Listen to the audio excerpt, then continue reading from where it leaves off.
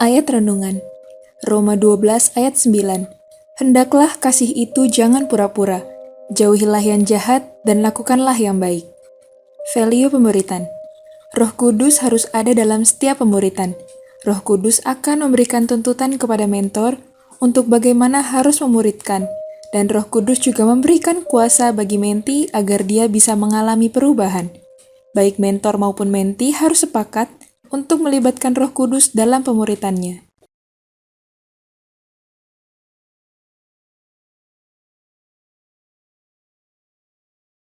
Shalom UCBN. Shalom.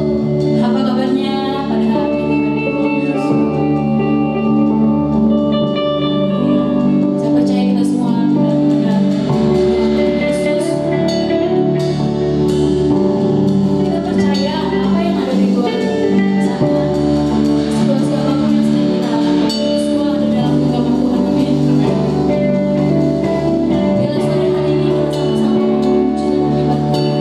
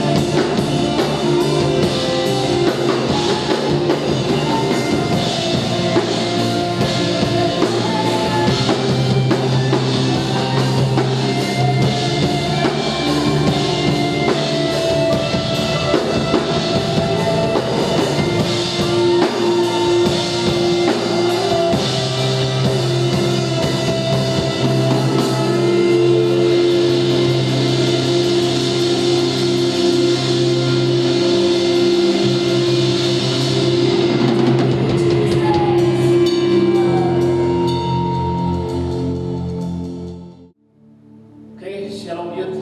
Kembali lagi kita bertemu dalam ibadah online edisi hari ini.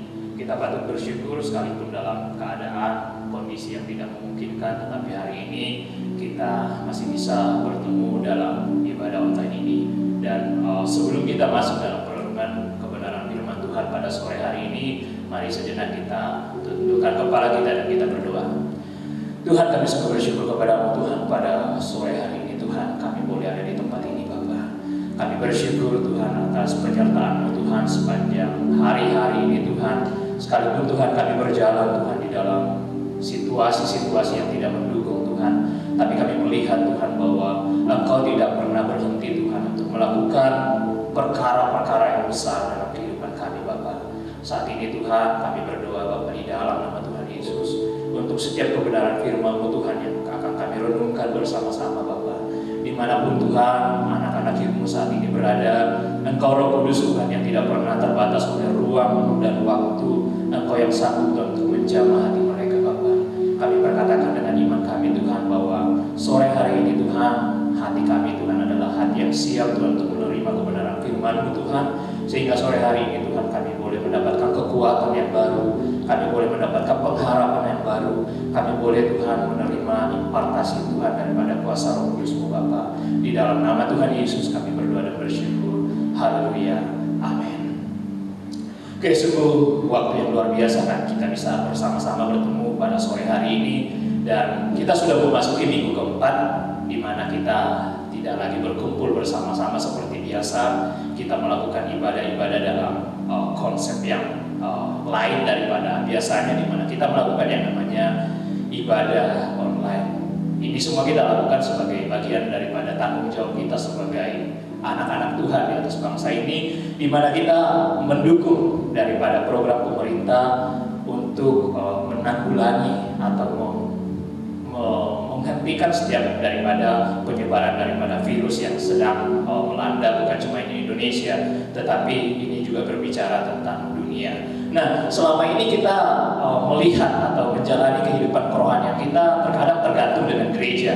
Kita terkadang dalam kerohanian kita mendasarkan pertumbuhan rohani kita berdasarkan ibadah-ibadah yang ada, berdasarkan pertemuan-pertemuan komsel, kita KKA, kita IKA, kita pementoringan, kemudian setiap hari Minggu kita ibadah di sini bersama-sama, dan kadang-kala kita melihat bahwa kerohanian kita semuanya didukung oleh hal-hal tersebut. Tetapi yang sebagaimana yang kita tahu seperti hari ini bahwa kita tidak bisa melakukan hal itu lagi. Kita tidak bisa lagi hidup atau sama-sama bertemu di tempat ini. Lalu pertanyaannya sore hari ini adalah bagaimana dengan kerohanian kita? Bagaimana dengan pertumbuhan kita? Apalagi kita sebagai anak-anak youth, kita butuh yang namanya lingkungan yang mendukung daripada kerohanian kita. Sebagai anak-anak youth, kita terkadang membuat atau kerohanian kita berdasarkan lingkungan yang ada di sekitar kita. Tetapi sama-sama yang kita alami hari ini adalah kita tak punya yang namanya supporting system dalam yang namanya pertumbuhan kerohanian kita. Nah, ini yang akan kita mau sama-sama sharingkan atau sama-sama renungkan pada sore hari ini. Bagaimana kita tetap bertumbuh di dalam situasi-situasi yang seperti sekarang hari ini. Jadi sore hari ini saya akan membagikan kepada teman-teman bagaimana kita grow in social distancing. Sekali lagi saya ulang, judul perenungan kita pada sore hari ini adalah grow in social distancing. Kita nggak lagi ketemu satu dengan yang lainnya, kita nggak lagi sama-sama berdoa di tempat ini, kita nggak lagi sama-sama mendengarkan kebenaran firman Tuhan di dalam gereja seperti biasanya. Tetapi bagaimana dengan pertumbuhan kita? Kita bisa tetap yang namanya bertumbuh. Nah, hari ini saya akan membagikan kepada teman-teman 3 poin, 3 tips bagaimana kita tetap bertumbuh di dalam situasi seperti ini. Nah, minggu lalu kita sudah berbicara tentang bagaimana Yesus bangkit dari kematiannya, dan dari masa-masa di mana Yesus diserahkan, kemudian Yesus disalib, Yesus mati, bahkan kemudian dia bangkit. Yesus juga mengalami yang namanya social distancing dengan murid-muridnya. Dia berpisah dengan murid-muridnya. Selama 3,5 tahun Yesus bersama dengan murid-muridnya. Kemana Yesus pergi, di sana ada murid-muridnya. Tetapi kita lihat bersama-sama bahwa dalam waktu-waktu tertentu di mana Yesus meninggal, Yesus mati, kemudian Yesus ada di dalam kematian, dia mengalami yang namanya jarak yang begitu jauh daripada murid-muridnya. Dan hari ini kita mau melihat ada 3 momen yang sangat penting dalam perjalanan antara Yesus dengan murid-muridnya. Dan ini juga sekaligus menjadi perenungan bagi kita hari ini, bagaimana kita tetap bisa bertumbuh di situasi-situasi yang dinamakan social distancing pada seperti saat ini. Kita buka yang pertama dari Yohanes 21 ayat 10. Yohanes 21 ayat 10, saya akan membacakan untuk teman-teman yang ada di rumah. Di situ dikatakan bahwa kata Yesus kepada mereka, bawalah beberapa ikan yang baru kamu tangkap ini. Sekali lagi di situ dikatakan bahwa kata Yesus kepada mereka, dalam artian kepada murid-muridnya, bawalah beberapa ikan yang baru kamu tangkap itu. Nah, kalau kita lihat background daripada Yohanes 21 ayat 10 ini berbicara tentang bagaimana Yesus menampakkan diri mereka kepada murid-muridnya. Bagaimana Yesus setelah dia bangkit dari kematiannya, kemudian dia menghampiri satu persatu daripada murid-muridnya. Dan dari Yohanes 21 ayat 10 itu kita bisa melihat di situ bahwa ketika Yesus menjumpai murid-muridnya, sesuatu yang menyedihkan ada di situ. Dia menemukan bahwa murid-muridnya telah kembali kepada kehidupan mereka yang lama. Di situ dikatakan bahwa Petrus yang tadinya dia adalah seorang penjala ikan, kemudian dia bertemu dengan Yesus, dan kita lihat karena Yesus mati di atas kayu salib, dia kecewa kepada Tuhan. Akhirnya dia kembali kepada kehidupan yang lama, dan di situ dikatakan bahwa Yesus menemukan Petrus bukan lagi sebagai seorang penjala manusia, tetapi Yesus menemukan Petrus sebagai seorang penjala ikan. Jadi poin pertama yang saya mau bagikan kepada teman-teman, bagaimana kita bisa bertumbuh di masa-masa di mana kita sedang mengalami social distancing. Poin pertama yang saya mau bagikan kepada teman-teman yaitu don't go back. Jangan kembali kepada masa lalu kita. Karena ketika kita ada di dalam masa-masa di mana social distancing kayak gini, kita hidup di dalam yang namanya kegabutan, kita hidup dalam namanya kebosanan, kita gak punya lagi yang namanya supporting system untuk mendukung yang namanya kerohanian kita gak punya aktivitas-aktivitas apapun, dan seringkali karena kebosanan kita sebagai anak-anak muda, kita seringkali melakukan kembali apa yang dulu sudah kita tinggalkan. Apa yang dulu sudah kita buang selama kita dekat dengan Tuhan, itu terkadang memacu kita untuk kembali melakukan hal yang demikian. Dan itu pun yang dialami oleh para murid-murid. Sekalipun bersama dengan Yesus 3,5 tahun, itu tidak menjadi jaminan bagi para murid-murid untuk tetap ada di dalam panggilan mereka. Sehingga ketika Yesus bertemu dengan para murid-murid, Yesus menemukan para murid-murid sedang ada di dalam kehidupan mereka yang lama.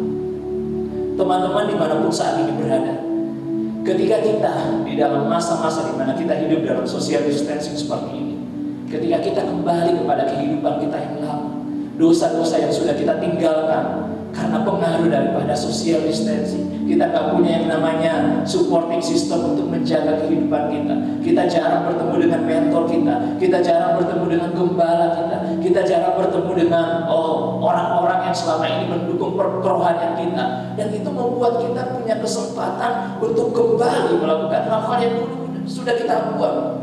Dan kalau ini kita lakukan, kita tidak akan pernah bertumbuh. Kalau ini kita lakukan kembali, kita tidak akan mengalami yang namanya pertumbuhan di masa-masa yang namanya social distancing seperti ini. Kita buka dalam Filipi 3 ayat 13b sampai 14. Saya akan bacakan untuk teman-teman. Di situ dikatakan bahwa aku melupakan apa yang di belakangku dan mengarahkan diri pada apa yang di depanku, dan berlari pada tujuan untuk memperoleh hadiah, yaitu panggilan surgawi dari Allah dalam Kristus Yesus. Sekali lagi saya membacakan untuk teman-teman.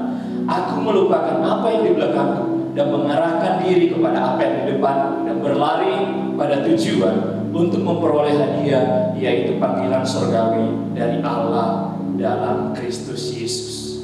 Ini yang dikatakan oleh Paulus. Ini deklarasi daripada Paulus. Paulus mengatakan bahwa Paulus mengarahkan segenap tenaganya untuk satu perkara, untuk apa yang ada di depan dia. Paulus mengarahkan segala tenaganya untuk dia tidak lagi melihat apa yang di belakang. Sehingga dia tetap setia, continue, dia tetap konsisten dalam yang namanya pertumbuhan daripada kerohaniannya.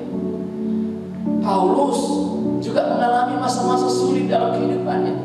Mungkin apa yang kita alami hari ini, kita nggak bisa ibadah, kita nggak bisa komsel, kita nggak bisa hidup dalam pementoringan layaknya seperti sebelum-sebelumnya. Tetapi itu belum seberapa jika dibandingkan dengan apa yang dialami oleh Paulus. Paulus mengalami yang namanya aniaya di dalam pelayanannya. Paulus mengalami yang namanya kelaparan. Paulus mengalami yang namanya hampir dibunuh. Paulus mengalami yang namanya disesat dan sebagainya, di penjara. Tetapi hal itu tidak membuat yang namanya Paulus mau kembali kepada kehidupannya yang lama. Dan ini yang menjadi perenungan bagi kita hari ini, bahwa sekalipun kita di masa-masa yang sulit, kita ada di dalam social distancing, don't go back. Jangan pernah melakukan apa yang dulu sudah pernah kita tinggalkan. Karena hidup kita harus terus mengalami yang namanya proses. Hidup adalah proses. Berhenti berproses sama dengan berhenti bertumbuh. Dan dalam proses-proses kehidupan kita akan mengalami hal-hal yang kurang nyaman seperti saat ini. Kita akan mengalami hal-hal yang sulit seperti yang kita alami hari ini. Banyak dari kita yang gak suka dengan yang namanya proses. Banyak dari kita yang gak suka, yang gak nyaman dengan hal-hal yang seperti sekarang ini. Banyak dari kita yang tidak kuat ya dengan yang namanya kegabutan, kebosanan. Ya, kita gak suka dengan yang namanya tinggal di rumah dan sebagainya. Tetapi itu adalah bagian daripada proses, daripada kerohanian kita. Dan kalau kita mau menyerah di dalam proses ini, kita akan berhenti berproses dan kita tidak akan pernah mengalami yang namanya pertumbuhan dalam kerohanian kita. Signifikansi pertumbuhan kerohanian kita justru terjadi pada saat kita ada di dalam masa-masa sulit. Terkadang masa-masa yang sulit itu justru dipakai Tuhan untuk membuat kerohanian kita mengalami lonjakan yang luar biasa. Terkadang masa-masa yang sulit itu justru membuat kita keluar dari zona nyaman kita untuk mengalami yang namanya lonjakan pertumbuhan dalam kerohanian kita. Dan ini tidak terkecuali bagi anak-anak muda. Dimanapun kita saat ini berada, saya mau bagikan kepada teman-teman bahwa masa-masa yang sulit seperti sekarang ini itu menjadi kesempatan bagi kita untuk membuat iman kita mengalami yang namanya lonjakan dalam kehidupan kita. Mungkin selama ini sebelum social distancing ada, kita enjoy, kita bisa menikmati kerohanian kita bisa menikmati yang namanya komunitas. Ya, kita mungkin selama ini kita nggak terlalu punya yang namanya habit Bibleaholic. Kita jarang baca firman setiap hari, tetapi karena lingkungan yang masih mendukung, kita masih punya teman-teman yang mensupport kita masih ketemu, kemudian saling mendoakan. Mungkin itu menjadi salah satu bagian yang membuat pertumbuhan kerohanian kita. Tetapi apa yang terjadi saat ini? Kita jarang bertemu, kita gak ada yang namanya ibadah, kita gak ada yang namanya konser dan sebagainya. Dan itu justru menjadi masa-masa sulit bagi kita. Tetapi kalau kita responi dengan baik, kita tidak melakukan apa yang dulu sudah kita lakukan, kita tidak melakukan apa yang dulu sudah kita tinggalkan, itu akan membuat kehidupan kerohanian kita akan semakin mengalami yang namanya pertumbuhan dalam kehidupan kita. Alkitab mencatat banyak ilustrasi-ilustrasi. Salah satu Alkitab atau salah satu ilustrasi yang seringkali diangkat oleh Alkitab adalah pohon korma. Pohon korma adalah jenis tanaman yang tumbuh di padang gurun. Dan proses daripada penanaman daripada pohon korma ini mengalami proses yang luar biasa. Bijinya itu ditanam kedalaman 2-3 meter ke dalam tanah. Kemudian di atas tanah tersebut dikasih tumpukan batu. Tujuannya apa? Ketika biji tersebut sudah mengeluarkan akar tersebut mengakar ke dalam, bukan mengakar keluar. Di dalam situasi yang sulit, pohon korma justru bisa tumbuh, mengakar menjadi tanaman yang kuat, yang menghasilkan banyak buah dalam kehidupannya. Dan itu pun juga harus terjadi dalam kehidupan kita sebagai anak-anak hidup. Di situasi sulit yang seperti ini, justru kita responi dengan baik. Dan itu membuat akar kerohanian kita, akar pertumbuhan kita, akar dari perkembangan kerohanian kita itu akan semakin mengakar. Dan sebaliknya, jika kita tidak kuat dengan proses yang seperti sekarang, jika kita tidak meresponi dengan baik apa yang terjadi, kesulitan-kesulitan yang terjadi saat ini, dan kemudian kita kembali kepada apa-apa yang sudah kita buang di masa lalu, kita kembali melakukan kehidupan lama kita, pertumbuhan itu tidak akan pernah terjadi dalam kehidupan kita. Jadi poin pertama yang saya mau bagikan kepada teman-teman hari ini, bagaimana kita tetap grow in social distancing. Don't go back. Jangan pernah melakukan apa yang sudah pernah kita tinggalkan. Tetap menjalani proses, tetap beriman sama Tuhan, dan tetap melakukan apa yang sebaiknya kita lakukan di dalam Tuhan. Yang kedua yang saya mau bagi kepada teman-teman, kita buka dari Yohanes 21 ayat 15 sampai 19. Yohanes 21 ayat 15 sampai 19 ini berbicara tentang momen ketika Yesus sebelum naik ke sorga, dan di sana dia bertemu atau bercakap-cakap atau berbincang-bincang dengan Petrus. Yohanes 21 ayat 15 sampai 19, mungkin teman-teman yang di rumah bisa baca sendiri nanti. Di situ dikatakan bahwa ada percakapan antara Petrus dengan Yesus. Dan dari percakapan tersebut, Yesus menanyakan 3 kali pertanyaan yang sama kepada Petrus. Di sana dikatakan bahwa, Petrus, apakah kau mengasihi aku? Petrus, apakah kau mengasihi aku? Petrus, apakah kau mengasihi aku? Dan di sana dikatakan bahwa feedback atau dari respon daripada Petrus ini kepada Yesus diresponi kembali oleh pada Yesus dengan memberikan kepada Yesus sebuah tugas, bahwa bukti daripada Petrus mengasihi Yesus adalah Petrus harus mengembalakan domba-domba. Poin yang kedua yang saya mau bagikan kepada teman-teman, bagaimana tetap kita grow, bagaimana tetap kita bertumbuh di situasi seperti ini adalah kita living in love. Kita harus tetap hidup, kita harus tetap ada di dalam kasih itu. Dan ini yang menjadi tantangan kita bagi kita hari-hari ini. Di saat masalah-masalah semakin banyak, dunia semakin menunjukkan keegoisan mereka, ketakutan-ketakutan di mana, kekhawatiran-kekhawatiran terjadi di mana-mana. Lalu kita sebagai anak-anak Tuhan, harusnya ini momen bagi kita untuk menunjukkan kasih kepada mereka. Karena kasih itu adalah inti daripada kekristenan. Kekristenan tanpa kasih itu adalah sebuah kegagalan. Yesus datang ke dunia ini karena kasih. Yesus menjalani kematiannya di atas kayu salib, bangkit pada hari yang ketiga, bahkan naik ke sorga. Itu semuanya bagian atau bukti daripada kasihnya kepada kita. Jadi hari ini dimanapun teman-teman berada, saya mau sampaikan kepada teman-teman bahwa kalau kita mau tetap bertumbuh di dalam situasi yang seperti ini, satu hal yang harus kita lakukan bersama-sama, kita harus tetap hidup di dalam kasih. Dan dari Yohanes 21 15 sampai 19 tadi kita bisa melihat bersama-sama bahwa ketika kita bilang bahwa kita mengasihi Tuhan, kita harus mengekspresikan, menunjukkan kasih tersebut kepada orang-orang di sekitar kita. Yohanes 3 ayat 16 mengatakan, karena begitu besar kasih Allah akan dunia ini, sehingga Ia telah mengaruniakan putranya yang tunggal, supaya setiap orang yang percaya kepadanya tidak binasa, melainkan beroleh hidup yang kekal. Inti dari kekristenan itu sendiri berbicara tentang kasih. Ketika kita gagal untuk namanya mempraktekkan kasih, ketika gagal untuk mengkomunikasikan kasih, ketika kita gagal untuk hidup dalam kasih, maka pertumbuhan itu tidak akan pernah terjadi dalam kehidupan kita. Bagaimana dengan kehidupan kita saat ini? Mungkin selama ini kita bisa punya yang namanya kasih karena kita sering ketemu dengan orang-orang yang ada di gereja. Mungkin selama ini kita punya kasih karena kita punya yang namanya konsep.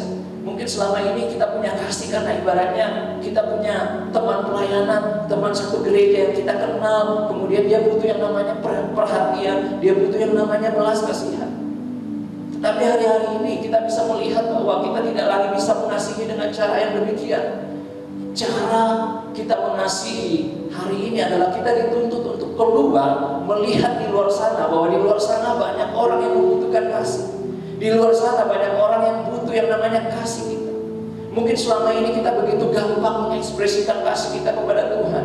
Di gereja kita bisa penyembahan, kita bisa angkat tangan, kita bisa katakan bahwa saya mengasihi Tuhan, kita bisa menangis di hadapan Tuhan. Tetapi hari-hari ini kita sedang dituntut lebih daripada Tuhan, bahwa kita tidak hanya sekedar mengekspresikan kasih kita dengan cara yang demikian. Hari ini dunia sedang membutuhkan yang namanya kasih daripada anak-anak Tuhan. Dunia sedang membutuhkan yang namanya kasih daripada kita, lingkungan kita. Bahkan mungkin selama ini kita kurang memperhatikan orang-orang di rumah kita. Mungkin selama ini kita kurang mengasihi orang tua kita karena kita terlalu sibuk di luar. Tetapi hari-hari ini kita sedang dituntut untuk ada di dalam rumah, untuk bagaimana caranya kita bisa mengasihi mereka. Mungkin selama ini kita acuh-acuh dengan lingkungan kita. Mungkin selama ini kita tak kenal siapa tetangga kita, siapa orang-orang di sekitar kita. Tetapi social distancing memaksa kita untuk mengenal mereka dan mengasihi mereka.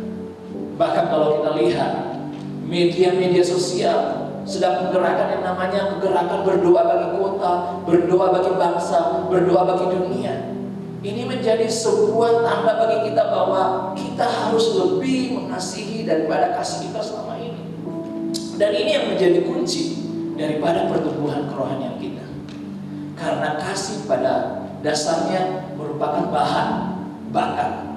Kasih adalah modal bagi kita untuk terus bertumbuh di dalam Tuhan. Ketika kita tidak lagi punya kasih, maka pertumbuhan itu akan berhenti dalam kehidupan kita. Ketika kita tidak lagi punya hasrat untuk mengasihi orang-orang di sekitar kita, pertumbuhan itu tidak akan pernah terjadi dalam kehidupan kita. Social distancing mengajarkan kita bagaimana untuk bertumbuh, yakni kita punya yang namanya kasih dengan orang-orang di sekitar kita. Teman-teman yang dimanapun saat ini berada, mulai lihat peka dengan keadaan sekitar kita. Mulai lihat mungkin selama ini kita kurang memperhatikan, kita kurang mengasihi anggota-anggota keluarga kita. Mungkin selama ini kita kurang memperhatikan lingkungan kita. Mungkin selama ini kita tidak pernah berdoa bagi bangsa kita. Kita tidak pernah berdoa bagi orang-orang yang mungkin selama ini tidak pernah kita kenal. Tetapi social distancing memaksa kita untuk yang namanya mengasihi itu semua. Dan ini menjadi modal bagi kita untuk tetap bertumbuh selama masa-masa yang namanya social distancing ini.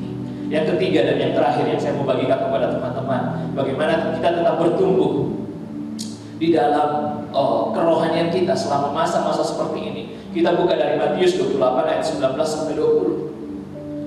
Matius 28 ayat 19 sampai 20 saya akan membacakan untuk teman-teman. Di sana dikatakan bahwa karena itu pergilah, jadikanlah semua bangsa muridku dan baptislah mereka dalam nama Bapa dan Anak dan Roh Kudus, dan ajarlah mereka melakukan segala sesuatu yang telah kuperintahkan kepadamu, dan ketahuilah aku akan menyertai kamu senantiasa sampai kepada akhir zaman. Ini perkataan penting daripada Yesus. Sebelum Yesus naik ke sorga, sebelum Yesus berpisah jarak dengan para murid-muridnya, satu pesan yang Yesus sampaikan kepada mereka. Di sana dikatakan bahwa para murid harus pergi menjadikan semua bangsa muridku, dan baptislah mereka dalam nama Bapa dan Anak dan Roh Kudus, dan ajarlah mereka melakukan segala sesuatu yang telah kuperintahkan kepadamu, dan ketahuilah aku akan menyertai kamu senantiasa sampai kepada akhir zaman. Berbicara tentang bagaimana kita bertumbuh, satu hal juga yang harus kita perhatikan sebagai anak-anak muda di masa-masa seperti ini. Yang pertama tadi kita berbicara tentang don't go back, kemudian berbicara tentang living in love, dan yang ketiga yang saya mau bagikan kepada teman-teman, tetap kita bertumbuh, yaitu living in discipleship. Bagaimana kita tetap bertumbuh di masa-masa seperti ini? Kita harus tetap hidup dalam yang namanya pemuridan.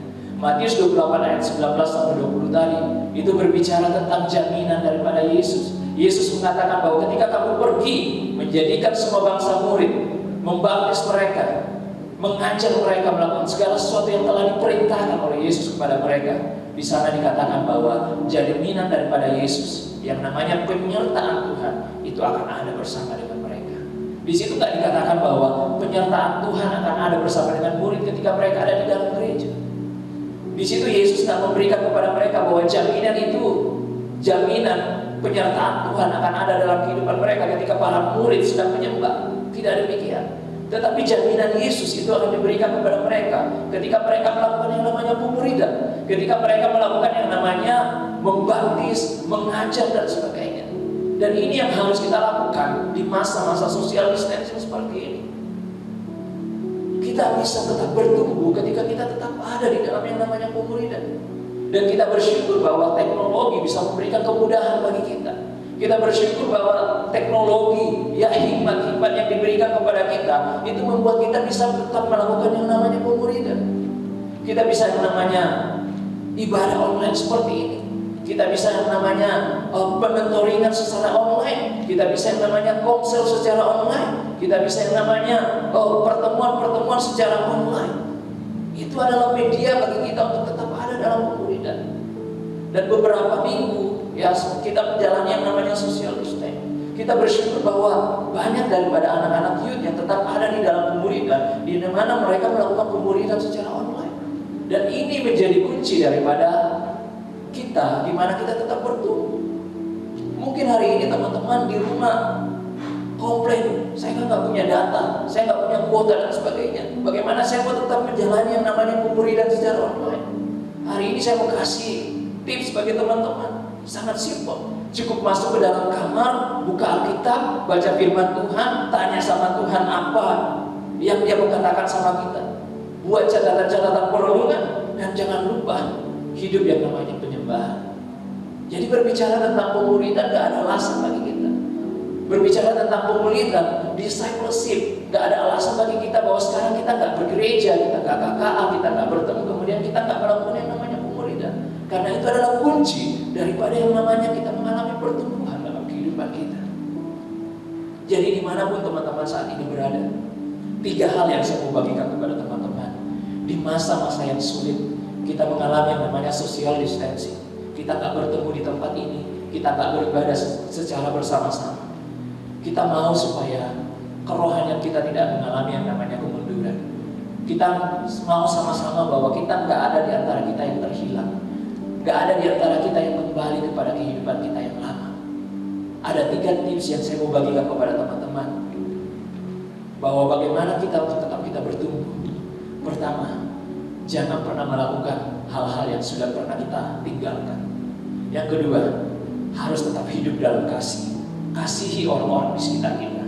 Dan yang ketiga, tetap ada dalam pemuridan. Manfaatkan setiap media yang ada, manfaatkan setiap aplikasi yang ada. Punya hasrat, punya keinginan, punya kerinduan daripada hidup kita sendiri untuk tetap ada dalam pemuridan. Dan saya menutup dengan satu statement bahwa keselamatan adalah kasih karunia Tuhan. Kita terima keselamatan bukan karena perbuatan kita, tetapi karena itu hadiah dan pemberian daripada Tuhan. Sekali lagi, keselamatan itu adalah kasih karunia Tuhan. Kita diselamatkan bukan karena kehebatan kita, bukan karena perbuatan kita, bukan karena kebaikan kita, tetapi keselamatan itu kita terima karena kasih karunia daripada Tuhan. Tetapi berbicara soal pertumbuhan kerohanian, itu adalah keputusan dan pilihan kita.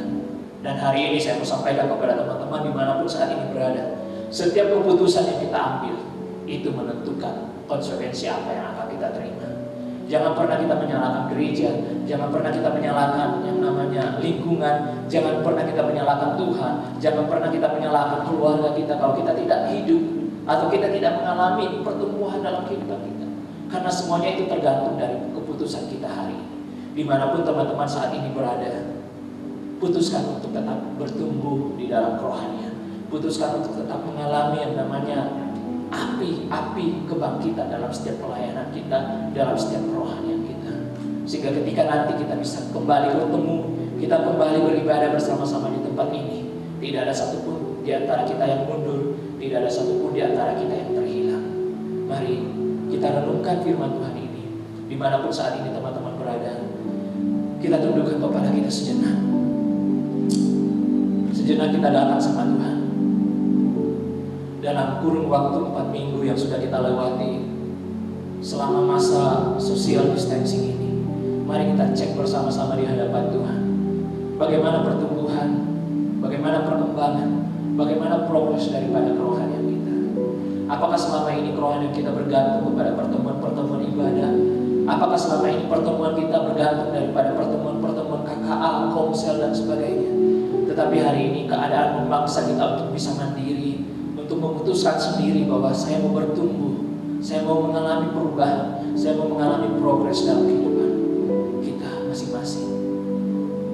Haleluya Bapa, haleluya Yesus. Amin Tuhan. Engkau melihat Tuhan daripada setiap anak-anak-Mu Tuhan dimanapun mereka saat ini berada Bapa. Engkau melihat Tuhan daripada setiap kebutuhan-kebutuhan mereka. Engkau melihat Tuhan daripada setiap kondisi-kondisi mereka Bapa. Hari ini kami minta Tuhan Roh Kudus-Mu turun Tuhan atas setiap anak-anak Ibu Bapa. Roh Kudus-Mu turun Tuhan untuk menolong setiap kami Bapa. Mungkin dalam 4 minggu ini Tuhan kami ada dalam kebosanan Tuhan. Kami tidak tahu apa yang harus kami lakukan Bapa. Tapi hari ini Tuhan kami mau memutuskan Tuhan di hadapan-Mu untuk tetap bertumbuh Bapa. Untuk tetap mengalami Tuhan yang namanya perubahan dari hari ke hari. Untuk tetap mengalami yang namanya kesempurnaan dengan Engkau Bapa. Kami tidak bisa Tuhan melakukannya sendiri Bapa. Kami tidak bisa melakukannya seorang diri Bapa. Tapi kami butuh Roh Kudus-Mu Bapa.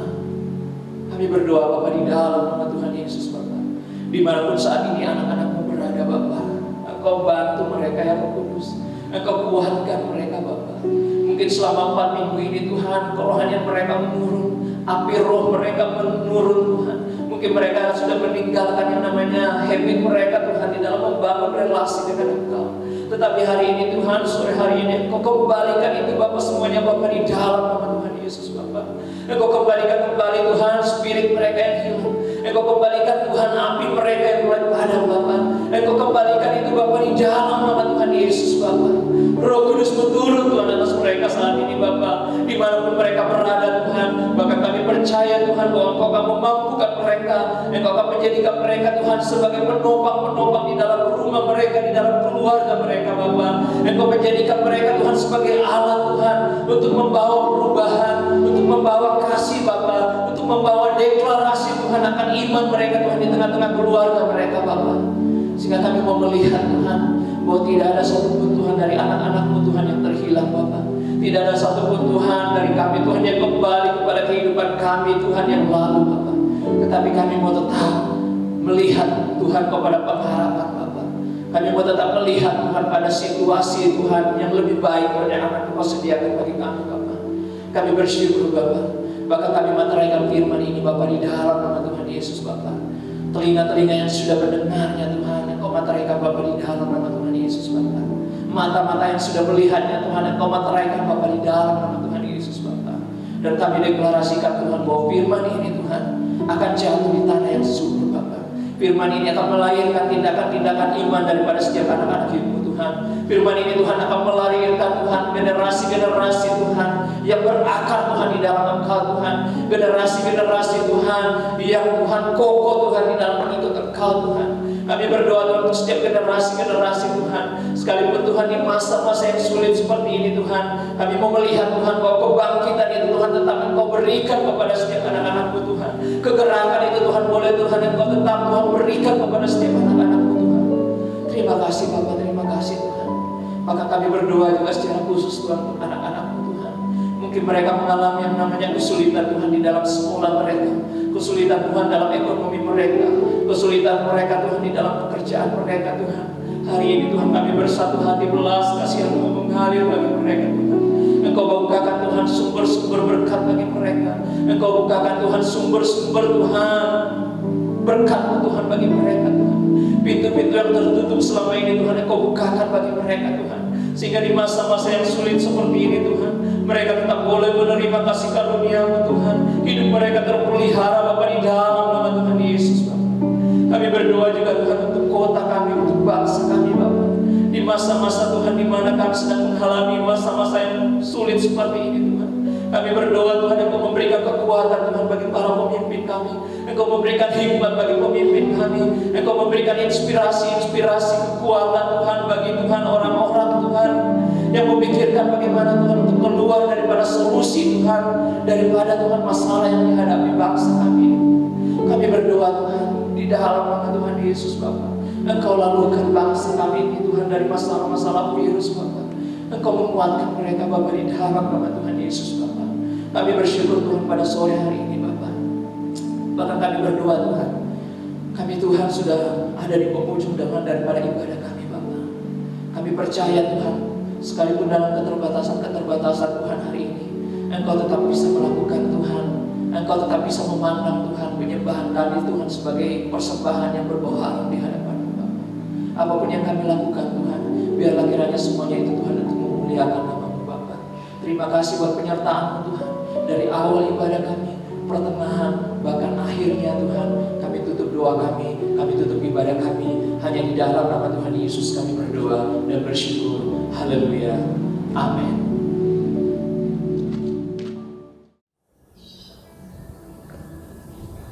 Haleluya, haleluya. Saya sangat percaya bahwa setiap teman-teman Youth, Bapak Ibu Saudara yang menyaksikan tayangan ini diberkati oleh kebenaran firman yang baru saja kita terima dan kita dengar. Di waktunya kita akan mengakhiri ibadah kita sore hari ini. Mari angkat tangan saudara-saudara dan terimalah berkat dari Bapa di surga. Di rumah engkau diberkati, di luar rumah engkau diberkati. Dimanapun engkau berada, berkat Allah senantiasa menyertaimu. Terimalah cinta kasih Yesus Kristus, penyertaan, kuat kuasa, urapan, dan perlindungan dari Roh Kudus sampai setiap kita diangkat menjadi mempelai Kristus yang kudus. Yang percaya katakan amin. Tuhan Yesus memberkati. Haleluya.